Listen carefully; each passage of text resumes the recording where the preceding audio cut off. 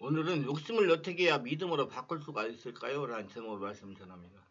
그렇다면 욕심을 어떻게 해야 믿음으로 바뀌겠습니까? 첫째로 하나님과 가까이 해야 됩니다. 하나님과 가까이 하라. 그리하면 너희를 가까이 하시라. 죄인들아 손을 깨끗이 하라. 두 마음을 품은 자들아 마음을 성결하게 하라. 야고보 4장 8절. 여러분 하나님을 자꾸 찾아야 돼요. 그 하나님이 주인 돼야 돼요. 그 말입니다. 두 마음이라는 건 세상에 가 있고 하나님께 가 있고 이거 두 마음입니다. 그래서 하나가 돼야 돼요. 하나님께서 자신의 주인이 되게 하라는 겁니다. 하나님과 관계를 열라는 말이에요. 금묵자익입니다. 어쩔 수 없습니다. 스스로 가까이 하면 습감정에 물릴 수가 있습니다. 죄와 못하면 죄를 지을 수밖에 없습니다. 마찬가지로 하나님의 말씀을 기도로 늘 가까이 하면 손 행실이 깨끗해지고 믿음이 성실하게 될 수밖에 없습니다. 자기 성전사고 주인이 계시는 하나님께 집중하면서 관심을 가지면 욕심이 변하여 믿음이 되는 겁니다. 성령께서 깨닫게 하시기 때문입니다. 성도가 성령으로 하지 않고서는 자신을 정확하게 볼 수 없습니다. 마귀는 자꾸 다른 사람과 세상의 눈을 돌리려고 합니다. 욕심은 마귀가 되는 거예요. 자신을 보지 못하고 스트레스를 받아 고통을 당하라고 주는 겁니다. 더 심하게 말한다면 스트레스를 받아 병들어 죽으라고 욕심을 부리게 하는 겁니다. 성도를 취하다 보면 자신의 마음에 스스로 상처를 만드는 성도가 있습니다.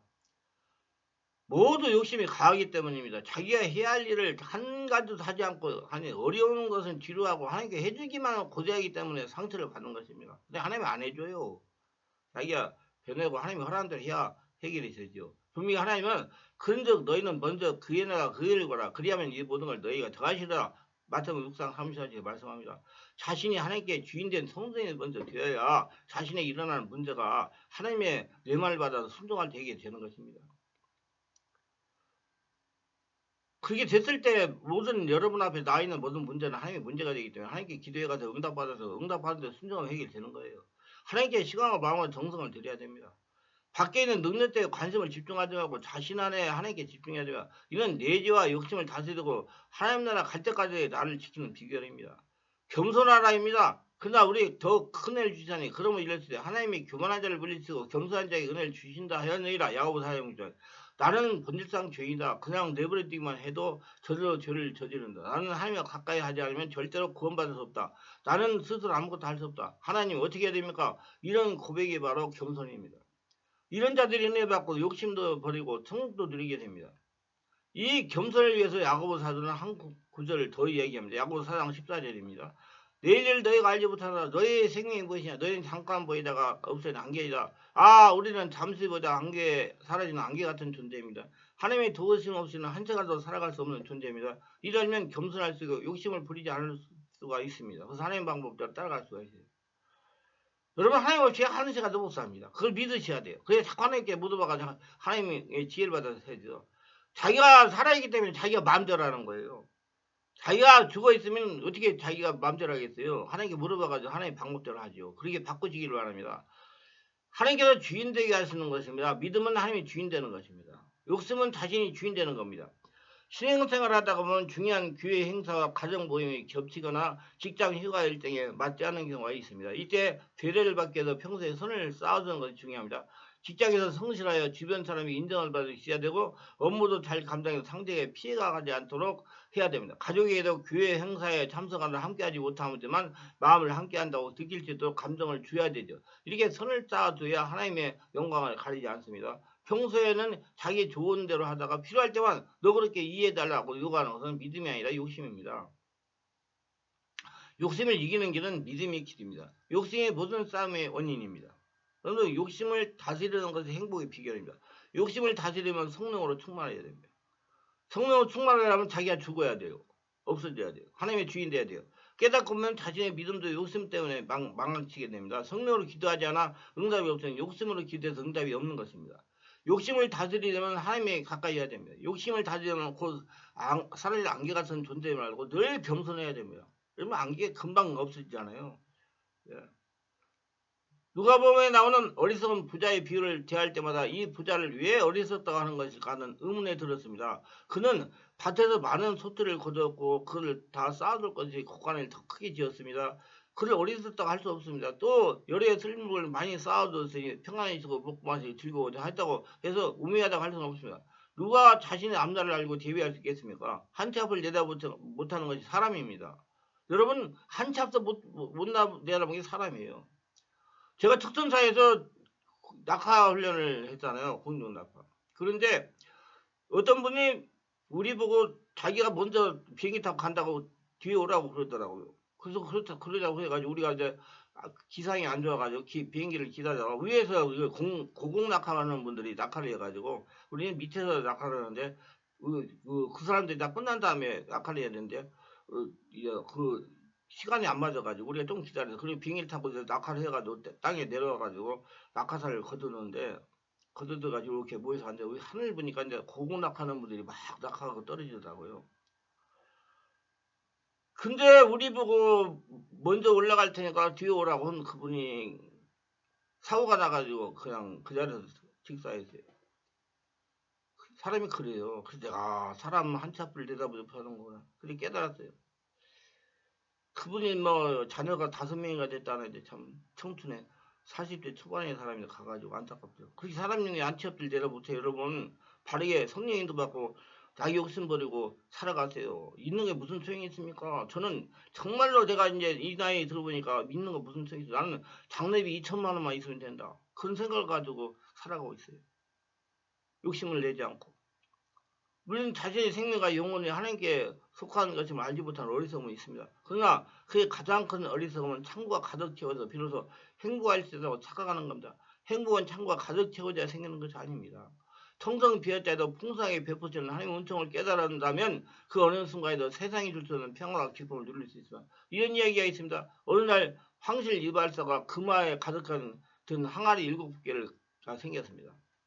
이발사는 찐들이 기뻤어요. 근데 살펴보니 7번째 항아리는 금화가 절반만 차 있었습니다. 이발사는 7번째 항아리는 가득 채우고 있으면 욕심이 들었습니다. 그래서 자신이 가진 돈과 재산을 팔아서 금화를 바꾸고 황제에게 자신의 얼굴을 올려달라고 요구했습니다. 그래서 금화가 생기는 대로 항아리에 넣었지만 어찌든지 항아리는 좀처럼 채우지 않았습니다. 이발사는 얼굴이 어두워졌고 모습은 취체해 갔습니다.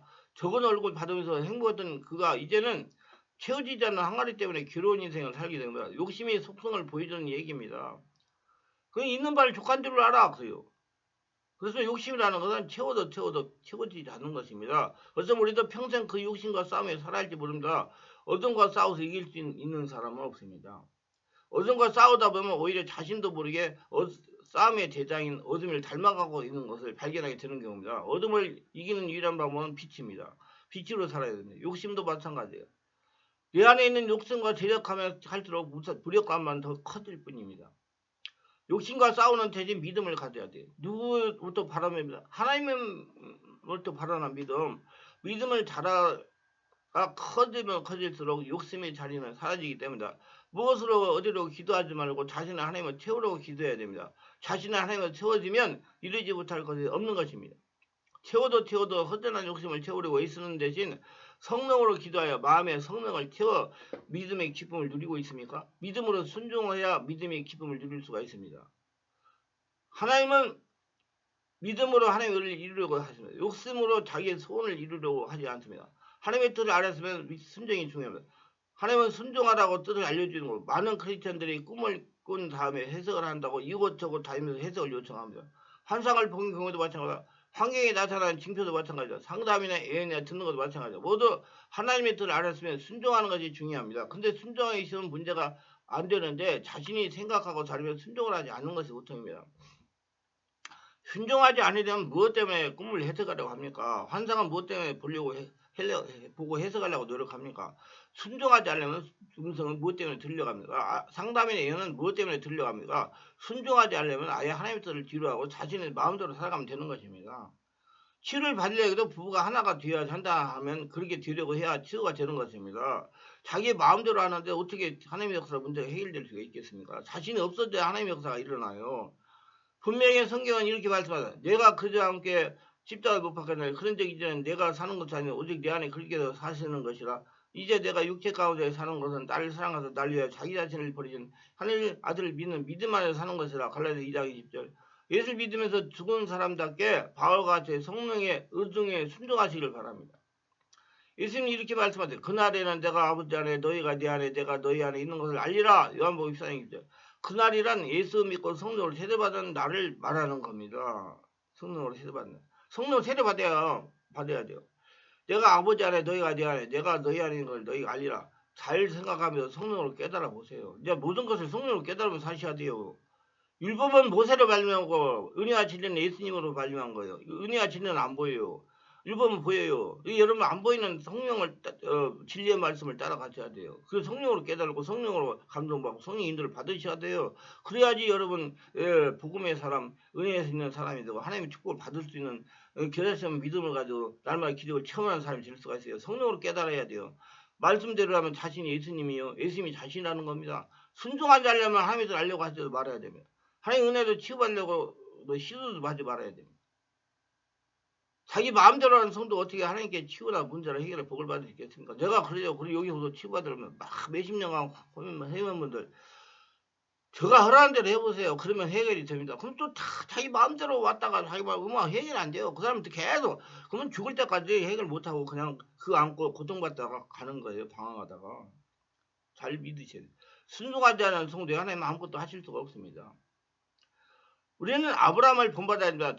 자신에게 한 명밖에 없는 독자를 번제로 드리라고 해서 순종한 겁니다. 손을 내밀어 칼을 잡고 그 아들을 잡으려 하니 여호와 사자가 하늘로부터 그를 불러 이르시되 아브라함아 아브라함아 하나님이시라 아브라함이 이르되 내가 여기 있나 하며 사자가 이르시되 그 아이에게 내 손을 대지 말라 그에게 아무 일도 하지 말라 내가 내 아들 독자까지도 내게 아끼지 아니하였으니 이제야 내가 나를 경외한 줄 아노라 그래서 창세기 22장 10절로 12절 하나님께서 아브라함에게 특별한 복을 주십니다. 여호와의 사자가 하늘로부터 두 번째 아브라함 불러주시되 여호와께서 이르시길 내가 나를 가리키 맹세하노니 내가 이같이 행하여 내 아들 독자라도 아끼지 아니하였으니 내가 너로 큰 복을 주고 내 씨로 크게 번성하여 하늘 별과 같고 바다의 모래와 같이 하리니 내 씨가 그 대적한 성문을 차지하리라 창세기 22장 15, 17절 바울도 마찬가지야. 여러 날 머물러 있더니 아가보라 하는 선지자가 유대부 내려와 우리에게 와서 바울의 뜰을 가져 자기 수족을 메고 말하기를 성령이 말씀하지 예루살렘에서 유대인들이 이같이 이띠 임자에 결박하여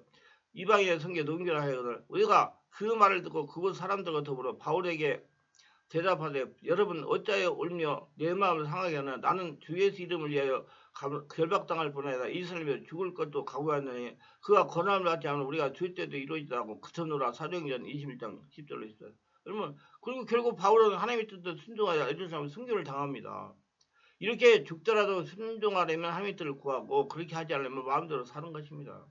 순종하지 않는데 어떻게 하나님의 은혜를 받을 수 있겠습니까? 자기 마음대로 사는데 아담이 남아있는데 순종하지 않으면서 하나님께 복만 받으려 보는 심보가 욕심입니다. 믿음은 하나님 말씀에 순종하여 이루는 겁니다. 욕심은 하나님께서 원하시는 일을 하지 않으면서 축복만 받으려 하는 것이 욕심입니다. 알고 대비하시고 자꾸 욕심을 없이고 성령 인도받는 복단 믿음의 사람들 다 되시기 바랍니다. 기도합니다. 오늘도 저의 설교를 끝까지 들으신 분들을 축복하소서 특별하게 구독, 좋아요, 알림 설정, 공유하신 분들을 기억하시고 기하시만한 살아있는 믿음을 가지고 평생 하나님과 동행하며 하나님을 거둬들이며 살아가게 하옵소서 예수님의 이름으로 기도합니다. 아멘.